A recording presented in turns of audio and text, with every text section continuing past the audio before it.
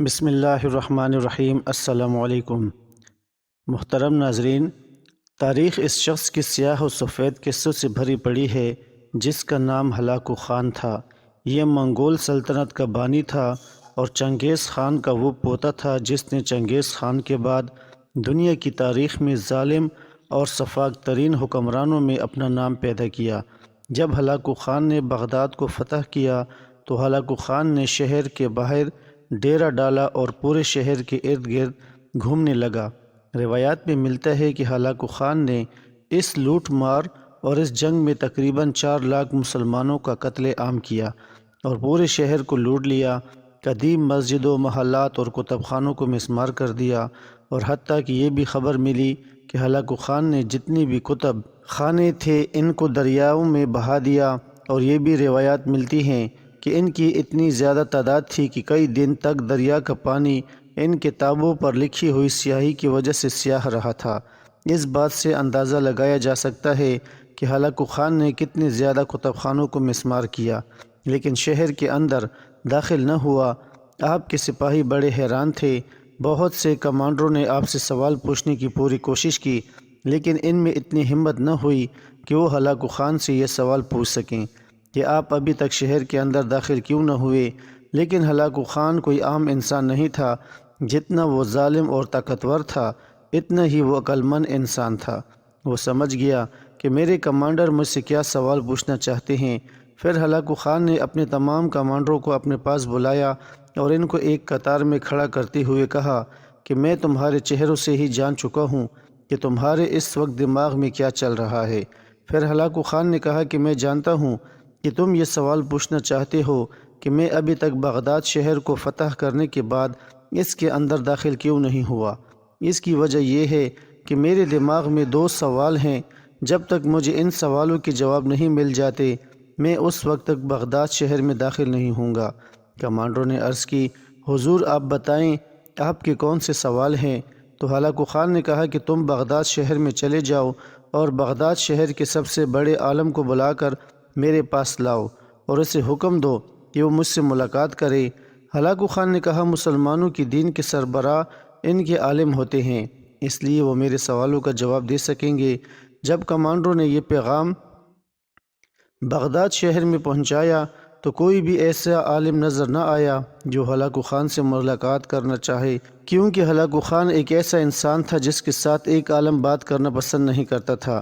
جب یہ خبر پورے بغداد شہر میں پھیلی تو ایک مدرسے کا استاد قات خان نے پیغام بھجوایا کہ میں ہلاکو خان سے ملاقات کرنا چاہوں گا۔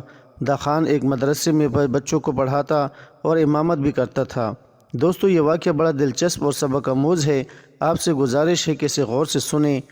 دوسرے دن صبح قات خان ہلاکو خان کے پاس پہنچا جہاں ہلاکو خان نے اپنا ڈیرہ ڈال رکھا تھا۔ قات خان نے پیغام بھیجوائے کہ جا کر اپنے ہلاکو خان کو بتاؤ کہ ایک استاد جو کہ بغداد شہر کے مدرسے میں بچوں کو پڑھاتا ہے وہ آپ سے ملنے آیا ہے۔ اور حیرانگی کی بات یہ تھی کہ قات خان ساتھ میں ایک اونٹ، ایک بکرا اور ایک مرغا بھی لے کر گیا تھا۔ ہلاکو خان نے کہا کہ اس کو اندر آنے کی اجازت دیجیے۔ جب قات خان اندر گیا تو ہلاکو خان نے اس کو سر سے پیر تک دیکھا اور کہا، تم وہ آدمی ہو جو مجھ سے ملنا چاہتے ہو؟ قات خان نے ہلاکو خان سے کہا کہ اگر تم مجھ سے بڑی چیز سے ملنا چاہتے ہو اور اگر یہی تمہاری خواہش ہے تو باہر ایک اونٹ کھڑا ہے، تم اس سے ملاقات کر سکتے ہو، اور اگر تم داڑھی والے سے ملو تو باہر ایک بکرا کھڑا ہے، تم بکرے سے بھی ملاقات کر سکتے ہو۔ پھر قات خان نے ہلاکو خان سے کہا کہ اگر تم اونچی آواز والے سے بات کرنا چاہتے ہو تو باہر ایک مرغا بھی کھڑا ہے، تم اس سے بات کر سکتے ہو۔ یہ سن کر ہلاکو خان بڑا حیران ہوا کہ یہ نوجوان کوئی عام انسان نہیں بلکہ بہت عقل مند انسان ہے اور یہ میرے سوالوں کے جواب دے سکتا ہے۔ ہلاکو خان کو اس کا انداز بیان بہت زیادہ پسند آیا۔ ہلاکو خان نے اس سے پوچھا، میرے 2 سوالوں کے جواب تمہارے پاس ہیں، کیا تم مجھے بتا سکتے ہو؟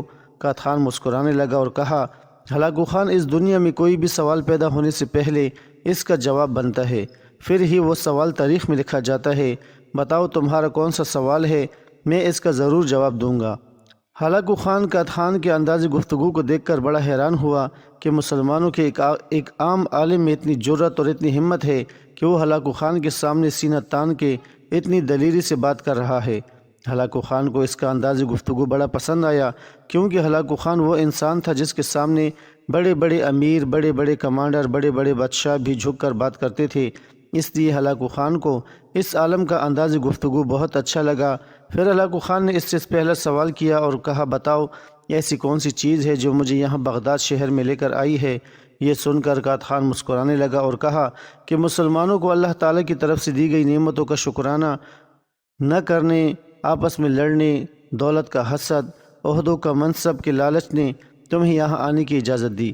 اگر مسلمان آپس میں لڑنے کے بجائے اسلام کی خاطر لڑتے تو آج تم جیسے ظالم حکمرانوں کا خاتمہ ہو چکا ہوتا۔ اگر مسلمان آپس میں عہدے کے منصب پر لڑنے کے بجائے ایک اچھا حکمران بٹھاتے تو آج تم جیسے حکمرانوں کا یہاں وجود نظر نہ آتا۔ اگر مسلمان اللہ تعالیٰ کی دی ہوئی نعمتوں کا شکر ادا کرتے تو تم آج یہاں نظر نہ آتے۔ اللہ تعالیٰ نے ہمیں اپنی دی ہوئی تمام نعمتوں، آسائشوں آسائشیں ہم سے لینے کے لیے تمہیں یہاں بھیجا ہے۔ پھر ہلاکو خان اس کے جواب سے بڑا متاثر ہوا اور کہا، اب بتاؤ ایسی کون سی چیز ہے جو مجھے واپس جانے پر مجبور کر سکتی ہے؟ تو یہ سن کر قحط خان نے کہا کہ اگر مسلمان آپس میں لڑنے کے بجائے کافروں کے خلاف لڑنے کے لیے تیار ہو جائیں، اعلیٰ عہدے پر بیٹھنے کے بجائے ایک اہل حکمران کو بٹھائیں، اللہ تعالیٰ کی دی ہوئی نعمتوں کا شکر ادا کریں اور آپس میں بھائی چارہ اختیار کر لیں، تو یہی چیز کافی ہے کہ تم جیسے حکمران یہاں نظر نہ آئیں گے۔ اگر آج سے مسلمان دوسروں سے لڑنے کے بجائے کافروں سے لڑنا شروع کر دیں اور آپس میں بھائی چارہ اختیار کر لیں تو صرف یہاں نہیں، پوری دنیا سے ظالم کی حکمرانی مٹ جائے گی اور اسلام کا نام روشن ہو جائے گا۔ لیکن جب تک مسلمان دین اسلام سے دور ہو چکے ہیں، جب تک وہ واپس نہیں آتے، جب تک ہم اللہ کی دی ہوئی نعمتوں کا شکر ادا نہیں کرتے، جب تک ہم متحد نہیں ہوتے، جب تک ہم اتحاد نہیں کرتے، اس وقت تک تمہیں یہاں سے کوئی نہیں ہلا سکتا۔ اور جس دن مسلمانوں نے ان باتوں پر عمل کر لیا تو تم تو کیا یہاں چنگیز خان بھی آئے تو اسے واپس جانا پڑے گا۔ یہ سن کر ہلاکو خان کو اس کا جواب بڑا اچھا لگا اور اس سے بہت متاثر ہوا، اور اس کے بعد قحط خان وہاں سے رخصت ہو گیا۔ اگلے دن اس تاریخی فتح کے بعد ہلاکو خان کی بیٹی بغداد میں گشت کر رہی تھی، ایک ہجوم پر اس کی نظر پڑی۔ ہلاکو خان کی بیٹی نے پوچھا، لوگ یہاں کیوں اکٹھے ہوئی ہیں؟ سپاہی ہجوم میں گئے اور واپس آ کر کہا، ایک عالم کے پاس کھڑے ہیں۔ ہلاکو خان کی بیٹی نے عالم کو اپنے سامنے پیش ہونے کا حکم دیا۔ عالم کو تاتاری شہزادی کے سامنے لا کر حاضر کیا گیا۔ شہزادی مسلمان عالم سے سوال کرنے لگی، کیا تم لوگ اللہ پر ایمان رکھتے ہو؟ عالم نے جواب دیا، یقیناً ہم ایمان رکھتے ہیں۔ شہزادی نے کہا، کیا تمہارا ایمان نہیں کہ اللہ جسے چاہے غالب کرتا ہے؟ عالم نے کہا، یقیناً ہمارا اس پر ایمان ہے۔ شہزادی نے طنزیہ لہجے میں کہا، تو کیا اللہ نے آج ہمیں تم پر غالب نہیں کر دیا؟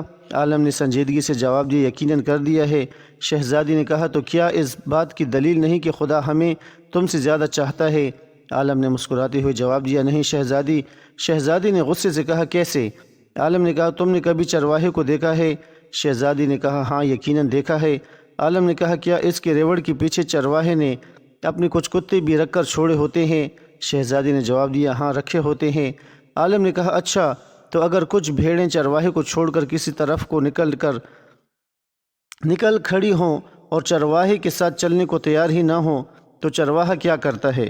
شہزادی نے کہا، وہ ان کے پیچھے اپنے کتے دوڑاتا ہے تاکہ وہ ان کو واپس ان کی کمان میں لے آئے۔ عالم نے کہا، وہ کتے کب تک ان بھیڑوں کے پیچھے پڑے رہتے ہیں؟ شہزادی نے کہا، جب تک وہ فرار رہیں اور چرواہے کے اقتدار میں واپس نہ آ جائیں۔ عالم نے مسکراتے ہوئے کہا، تو آپ تتاری لوگ زمین میں ہم مسلمانوں کے حق میں خدا کے چھوڑے ہوئے کتے ہیں۔ جب تک ہم خدا کے در سے بھاگے رہیں گے اور اس کی اطاعت اور اس کی در پر نہیں آ جائیں گے، تب تک خدا تمہیں ہمارے پیچھے دوڑائے رکھے گا، تب تک ہمارا امن چین تم ہم پر حرام کیے رکھو گے۔ ہاں، جب ہم خدا کے در پر واپس آ جائیں گے تو اس دن تمہارا کام ختم ہو جائے گا۔ یہ واقعہ انتہائی سبق آموز ہے۔ مسلمان عالم کے اس جواب میں آج ہمارے غور و فکر کے لیے بہت کچھ پوشیدہ ہے۔ چند دن ہلاکو خان کو یہاں کے کسانوں نے اس طرح بیوقوف بنایا کہ خود ہلاکو خان کے ہوش اڑ گئے، اور ہلاکو خان کو یقین نہیں آ رہا تھا کہ گاؤں کے چند آدمی ہلاکو خان کو اتنا بڑا بیوقوف بنا سکتے ہیں۔ واقعہ کچھ اس طرح کا ہے کہ جب ہلاکو خان اپنے دادا چنگیز خان کے نقش قدم پر چلتے ہوئے دنیا کو فتح کرنے کے لیے جب بغداد کی طرف آ رہا تھا، ہلاکو خان کے ساتھ لاکھوں کا لشکر تھا، اور اب ہلاکو خان کا مقصد بغداد کو فتح کرنا تھا۔ ہلاکو خان نے بغداد کو کس طرح فتح کیا یہ آپ نے بہت ساری ویڈیوز میں سن رکھا ہوگا، لیکن ہلاکو خان کا اپنی ریاست سے لے کر بغداد تک کا سفر کے درمیان کیا ہوتا رہا آج کی اس ویڈیو میں بیان کرتے ہیں کہ آخر ہلاکو خان بغداد کی طرف جاتے ہوئے کن راستوں سے گزرا، کن کن مسائل سے گزرا۔ جب ہلاکو خان اپنے لشکر کے ساتھ بغداد کی طرف جا رہا تھا تو اسی دوران ہلاکو خان کا گزر ایک ایسے گاؤں سے ہوا، وہ گاؤں بہت ہی مختلف اور عجیب قسم کے لوگوں کا تھا۔ اس گاؤں کے ساتھ میں موجود فصلیں تھیں جن میں کسان کام کر رہے تھے، اور سب سے حیرانی کی بات یہ تھی کہ ہلاکو خان کی لشکر کا سن کر بھی اس گاؤں کے مرد اور خواتین اپنے مردوں کی شانہ بشانہ اپنے کھیتوں میں کام کر رہے تھے۔ ہلاکو خان کو گاؤں والوں کی یہ دلیری اور بہادری بہت پسند آئی، کیونکہ ہلاکو خان کے بارے میں مشہور تھا کہ جہاں بھی ہلاکو خان کا لشکر گزرتا اس جگہ پر کئی سالوں تک سبزہ نہیں اگتا تھا، اور یہی وجہ تھی کہ جہاں بھی ہلاکو خان گزرتا ہر چیز کو تباہ و برباد کر دیتا تھا۔ لیکن ادھر ہلاکو خان کے اتنے بڑے لشکر کو دیکھ کر گاؤں والوں نے ہلاکو خان کی طرف ایک آنکھ بھر کے بھی نہیں دیکھا اور اپنے کاموں میں مشغول ہو رہے۔ اس گاؤں کے ساتھ ایک موجود بڑی سی وادی میں ہلاکو خان نے اپنے لشکر کو پڑاؤ کرنے کا حکم دے دیا۔ ہلاکو خان کے لیے ایک اعلیٰ قسم کا خیمہ تیار کیا گیا، اور ساتھ میں موجود جنگل میں ہلاکو خان کے لیے شکار کر کے بھنا ہوا گوشت رکھا گیا۔ جب ہلاکو خان نے کھانا کھانے کے بعد آرام کر لیا تو ہلاکو خان اپنے چند اہم اور طاقتور سپاہیوں کے ساتھ اس گاؤں کی سیر و تفریح کے لیے نکل پڑا۔ جب ہلاکو خان اس گاؤں سے گزر رہا تھا تو ہلاکو خان کی نظر جس گھر پر بھی پڑتی اس گھر میں کوئی نہ کوئی خوبصورت اور حسین و جمیل لڑکی موجود ہوتی۔ ہلاکو خان صرف ایک گھر پر نہیں بلکہ پورے گاؤں پر فدا ہو چکا تھا، کیونکہ اس گاؤں کے اندر حسن ہی حسن تھا، اور ہلاکو خان حسن کا پیاسا تھا۔ ہلاکو خان نے اپنے سپہ سالار کو کہا کہ ہمارے یہ لشکر یہاں پر تقریباً 10 دنوں کے لیے پڑاؤ کرے گا۔ یہ سن کر ہلاکو خان کے سپہ سالار نے کہا، اے عظیم ہلاکو خان، آخر اس جگہ پر 10 دن رکنے کی کیا وجہ ہے؟ تو ہلاکو خان نے کہا کہ جب میں اس گاؤں کی سیر و تفریح کر رہا تھا تو مجھے اس گاؤں کے اندر 10 خوبصورت اور حسین و جمیل لڑکیاں نظر آئیں، اور میں جانتا ہوں کہ وہ 10 کی 10 لڑکیاں کنواری تھیں، ان کو آج تک کسی مرد نے نہیں چھوا۔ سپہ سالار جانتا تھا کہ ہلاکو خان کی بات کبھی غلط نہیں ہوتی۔ پھر ہلاکو خان نے حکم دیا کہ تم ہر روز خاص سپاہیوں کو بھیج کر ایک گھر سے ایک لڑکی اٹھوا کر اس کو دلہن کی طرح تیار کر کے میرے خیمے میں بھجوا دینا، اور جب 10 دن تک میں اس گاؤں کی تمام خوبصورت لڑکیوں کے جسم سے لطف اٹھا لوں گا تو میں اپنی منزل کی طرف روانہ ہو جاؤں گا۔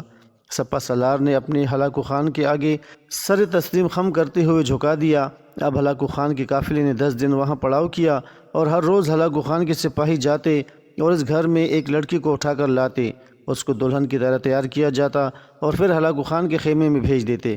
لیکن دنیا کے ظالم ترین اور سفاک ترین آدمی کے پوتے کی سب سے بڑی اور بری صفت یہ تھی کہ ہلاکو خان جس بھی لڑکی کے ساتھ رات گزارتا صبح اس کو عبرتناک موت دے دیتا، کیونکہ ہلاکو خان یہ بات اپنے لیے کمتر سمجھتا تھا کہ جس لڑکی کے ساتھ ایک بار میں لطف اندوز ہوں تو پھر اور کوئی آدمی اس لڑکی کو ہاتھ بھی لگائے، اور ہلاکو خان اس بات کو اپنے لیے کمتر سمجھتا تھا، اور یہی وجہ تھی کہ ہلاکو خان جب سے پیدا ہوا جس بھی لڑکی کے ساتھ رات گزارتا اس کو اس کے بعد قتل کر دیتا۔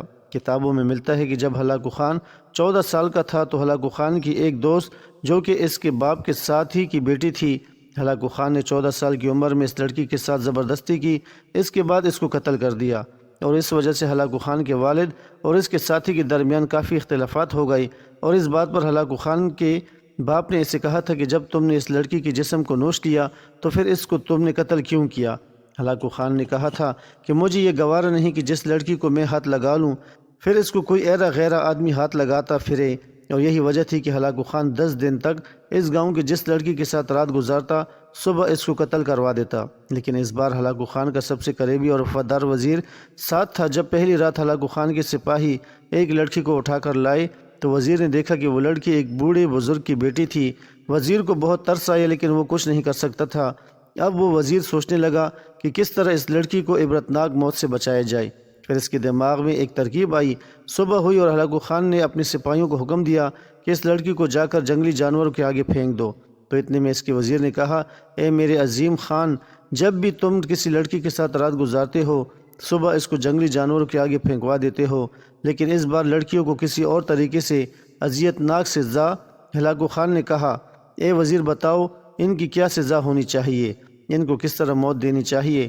تو وزیر نے کہا، اے میرے خان، ہماری وادی کے قریب ایک اندھا کنواں ہے، آپ ان لڑکیوں کو اپنے سپاہیوں کو حکم دیں کہ ان کو اس اندھے کنویں میں پھینکوا دے، نہ ہی گاؤں والوں کو پتہ چلے گا کہ ہلاکو خان نے ان کی بیٹیوں کو قتل کر دیا، اور نہ ہی وہ یہ سمجھیں گے کہ وہ لڑکیوں کو ہلاکو خان نے اپنے پاس لونڈیا بنا کر رکھا ہوا ہے۔ لیکن اگر ان کی موت کی خبر گاؤں والوں کو ہو گئی تو وہ رات کے اندھیرے میں یہ گاؤں چھوڑ کر بھاگ جائیں گے۔ ہلاکو خان کو یہ ترکیب پسند آ گئی۔ اب ہلاکو خان نے اپنے سپاہیوں کو حکم دیا کہ اس وزیر کے ساتھ جاؤ اور اس اندھے کنویں میں اس لڑکی کو پھینک دو۔ اب ہلاکو خان ہر صبح سپاہیوں کو حکم دیتا اور سپاہی وزیر کے ساتھ جاتے اور اس اندھے کنویں میں جا کر لڑکی کو پھینک دیتے، اور اسی طرح کرتے کرتے 10 دن اور 10 راتیں گزر گئیں۔ اب ہلاکو خان نے گاؤں کی ساری کنواری لڑکیوں کے ساتھ ایک ایک رات گزار لی، تو اب ہلاکو خان نے اپنے لشکر کو بغداد کو فتح کرنے کی خاطر چلنے کا حکم دیا۔ ہلاکو خان کا لشکر وہاں سے چلا گیا۔ وقت گزرتا رہا اور چند ماہ کے بعد ہلاکو خان جب بغداد کو فتح کرتے، بغداد کے سارے اختیارات اپنے ہاتھ میں لینے کے بعد دوبارہ اتفاقاً اسی گاؤں کے پاس گزرا۔ ہلاکو خان نے دیکھا کہ جس لڑکیوں کے ساتھ ہلاکو خان نے زنا کیا اور صبح ان کو اندھے کنویں میں پھینکوا دیا، وہ سب کی سب لڑکیاں اپنے والدین کے ساتھ کھیتوں میں کام کر رہی تھیں۔ یہ دیکھ کر ہلاکو خان کو بہت غصہ آیا اور حیرت ہوئی کہ جب میں نے ان لڑکیوں کو اندھے کنویں میں پھینکوا دیا تو پھر یہ لڑکیاں کہاں سے آ گئی۔ ہلاکو خان نے اپنے وزیر کو اپنے پاس بلایا اور پوچھا، یہ سب کیا ماجرا ہے؟ کیا تم نے میرے حکم کی نافرمانی کی ہے؟ تو وزیر نے کہا، نہیں حضور، آپ کے سپاہی یہ بات جانتے ہیں کہ انہوں نے اپنے ہاتھوں سے ان لڑکیوں کو اندھے کنویں میں پھینکا تھا۔ ہلاکو خان کو شک ہو گیا کہ ضرور کچھ نہ کچھ گڑبڑ ہے۔ ہلاکو خان سے برداشت نہیں ہو رہا تھا کہ جن لڑکیوں کے ساتھ ہلاکو خان ایک رات گزار چکا ہے وہ ابھی تک زندہ کیسے ہیں۔ لہٰذا ہلاکو خان نے اپنے سپاہیوں کو اپنے ساتھ لیا اور اس اندھے کنویں پر پہنچ گئے۔ ہلاکو خان کنویں کو ہر طرف سے دیکھ رہا تھا، لیکن وہ کنواں اتنا گہرا تھا کہ نیچے کچھ نظر نہیں آ رہا تھا۔ لیکن حیرانی کی بات یہ تھی کہ اس کنویں سے کسی بھی قسم کی بدبو نہیں آ رہی تھی۔ غصے میں آ کر ہلاکو خان نے اپنے ایک سپاہی کو لات ماری اور وہ سپاہی اس اندھے کنویں میں گر گیا۔ تھوڑی دیر گزری، ہلاکو خان کا وہی سپاہی ہلاکو خان کے سامنے کھڑا ہو گیا۔ جب ہلاکو خان نے اپنے سپاہی کو زندہ دیکھا تو سخت غصے میں آ گیا اور کہا، تم کیسے زندہ بچے، حتیٰ کہ میں نے تم کو اندھے کنویں میں پھینک دیا تھا۔ اس نے کہا، اے خان، وہ کنواں اندھا نہیں ہے اور نہ ہی اس میں بندے کی جان جاتی ہے، بلکہ وہ ایک گڑھا ہے، اور اس گڑھے کے نیچے ایک لکڑی کا تخت رکھا گیا ہے، اور اس تخت کے کھلنے کے بعد ایک سرنگ شروع ہو جاتی ہے، اور وہ سرنگ اس گاؤں کے پاس جا کر کھلتی ہے۔ اے میرے خان، جب آپ ان لڑکیوں کو اس اندھے کنویں میں پھینکواتے تو وہ لڑکیاں اس اندھے کنویں سے گزرتی ہوئی اپنے گاؤں میں چلی جاتی، اور ہم سمجھتے کہ وہ لڑکیاں مر چکی ہوں گی۔ ہلاکو خان نے اپنے سپاہیوں کو حکم دیا کہ ابھی اور اسی وقت جاؤ اور ان لڑکیوں کو اور ان کے ماں باپ کو پکڑ کر میرے سامنے لاؤ۔ ان تمام لڑکیوں کو اور ان کے ماں باپ کو میں اپنے ہی ہاتھوں سے قتل کر دوں گا، اور اس گاؤں کے سردار کو بھی پکڑ کر لاؤ جس نے ہمارے ساتھ یہ گھٹیا کھیل کھیلا۔ جب ہلاکو خان کے سپاہی وہاں پہنچے تو سارے گاؤں والے ہلاکو خان کی آمد کا سن کر وہاں سے غائب ہو چکے تھے۔ ہلاکو خان کو پتہ چل چکا تھا کہ یہ سارے گاؤں والے اپنی بنائی گئی خفیہ جگہوں پر چھپ گئے ہیں، لہٰذا ان کو تلاش کرنا مشکل تھا، کیونکہ پہلے بھی ہلاکو خان کو اس گاؤں والوں نے اچھی طرح بیوقوف بنا لیا۔ لیکن ہلاکو خان کے سپاہی ایک بوڑھے بزرگ کو پکڑ کر لائے اور آ کر ہلاکو خان کو بتایا، حضور، صرف یہی ایک بوڑھا بچہ تھا جو کہ چل پھر نہیں سکتا، اور یہی ایک بوڑھا اس گاؤں میں موجود تھا۔ ہلاکو خان نے پوچھا، اگر تم مجھے یہ بات بتاؤ کہ آخر ان گاؤں والوں نے یہ کنواں کیوں بنایا ہوا تھا اور اس کے نیچے سرنگ کیوں تھی، تو میں تیری جان بخش دوں گا۔ وہ بوڑھا بزرگ کانپتے ہوئے کہنے لگا، اے عظیم خان، ہمارے گاؤں کے سارے لوگ بڑے ہی عقل مند اور ذہین ہیں، وہ جانتے ہیں کہ کسی بھی وقت کوئی بھی مشکل آ سکتی ہے، لہٰذا ہمارے گاؤں والوں نے بہت جگہوں پر ایسے خفیہ مقامات بنائے ہوئے ہیں کہ جب دشمن حملہ کرے تو سب لوگ اپنی جان بچا سکیں، اور یہ کنواں بھی ان تمام جگہوں میں شامل ہے۔ جب بھی گاؤں میں کوئی حملہ ہوتا یا کسی بھی دشمن کا حملہ ہوتا تو گاؤں والے اس کنویں میں چھلانگ لگا دیتے، اور دشمن سمجھتا کہ یہ سب مر چکے ہوں گے، لیکن وہ اس کنویں کے ذریعے سرنگوں میں چلے جاتے اور دشمن کے جانے کے بعد واپس نکل آتے، اور یہی وجہ تھی کہ وہ ساری کی ساری لڑکیاں زندہ بچ گئیں۔ یہ سن کر ہلاکو خان کو بہت غصہ آیا، لیکن اپنی زندگی میں پہلی بار ہلاکو خان عام گاؤں والوں سے شکست کھا چکا تھا، اور اسی وجہ سے ہلاکو خان نے اس پورے گاؤں کو تباہ کر دیا اور اس کے بعد وہاں سے چلا گیا۔ اور اس کے بعد جب بھی ہلاکو خان کو وہ گاؤں یاد آتا، ہلاکو خان غصے سے تڑپ جاتا، کیونکہ آدھی دنیا کو فتح کرنے والا انسان چند عام کسانوں سے دھوکہ کھا گیا تھا۔